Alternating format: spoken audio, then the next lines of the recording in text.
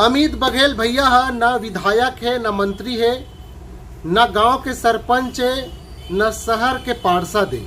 ओकर बाद भी हमारे छत्तीसगढ़ में हमेशा चर्चा के विषय में बने रहते। आप सब जन ला भली भांति पता है हमारे छत्तीसगढ़ में हरेली तिहार कतका बड़े तिहार होते और हमारे छत्तीसगढ़ के संस्कृति रीति रिवाज ला लेके हमारे छत्तीसगढ़ के पहली तिहार हरेली तिहार ला माने जाते।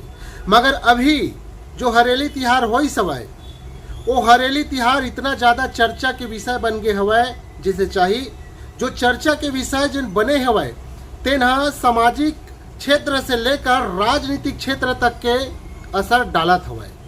आप मतलब मैं बताना चाहता हूँ अमित बघेल भैया अभी जेल से छूट के सीधा तिहार मनाए बार सड़क में उतरी से, वो भी हमारे छत्तीसगढ़ के संस्कृति ला लेके हमारे छत्तीसगढ़ के धरोहर ला लेके।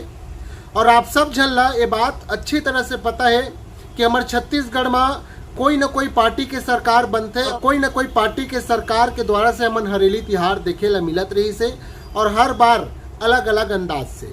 मगर ए बार जो हरेली तिहार मनाए गए हवाए अमित बघेल के नेतृत्व में, अमित बघेल छत्तीसगढ़िया क्रांति सेना और जोहार छत्तीसगढ़ के द्वारा से वो बहुत ज़्यादा चर्चा के विषय बन गए हवाए।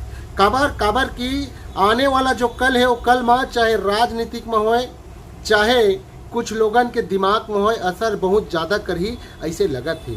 तो भाई अमित बघेल भैया छत्तीसगढ़ के संस्कृति ला लेके चलत हवाए ओखर लिए आप मन का कहना चाहता हो जरूर कमेंट करके बताऊँ।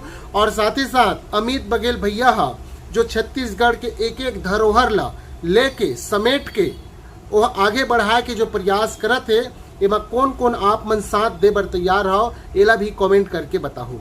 तो आप सब जन ला भाई छत्तीसगढ़ के धरोहर, छत्तीसगढ़ के रीति रिवाज और छत्तीसगढ़ के परंपरा ला आप सब जन भी संजोवा, आप सब जन भी आगे बढ़ाओ और जो बढ़ाना चाहते ओकर साथ देवाओ। ओतका में जय जोहार, जय छत्तीसगढ़।